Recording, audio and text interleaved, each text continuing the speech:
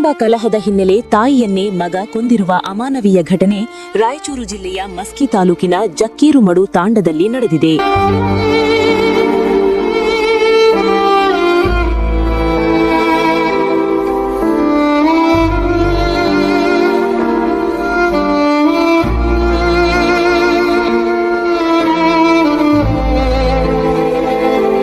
ಮಲಗಿದ್ದ ತಾಯಿ ಮೇಲೆ ಕಲ್ಲು ಎತ್ತಿ ಹಾಕಿ ಕೊಲೆ ಮಾಡಿರುವ ಆರೋಪ ಮಗ ಕುಮಾರನ ಮೇಲಿದೆ. ಮೃತ ಮಹಿಳೆಯನ್ನು ಚಂದವ್ವ 55 ವರ್ಷ ಎಂದು ಗುರುತಿಸಲಾಗಿದೆ. ಘಟನೆಯ ಬಳಿಕ ಸ್ಥಳಕ್ಕೆ ಪೊಲೀಸರು ಧಾವಿಸಿದ್ದು ಆರೋಪಿ ಕುಮಾರನನ್ನು ವಶಕ್ಕೆ ಪಡೆದು ವಿಚಾರಣೆ ನಡೆಸಲಾಗುತ್ತಿದೆ. ಈ ಭೀಕರ ಘಟನೆ ಮುದುಗಲ್ ಪೊಲೀಸ್ ಠಾಣಾ ವ್ಯಾಪ್ತಿಯಲ್ಲಿ ನಡೆದಿದ್ದು ಹೆಚ್ಚಿನ ತನಿಖೆ ಮುಂದುವರೆದಿದೆ.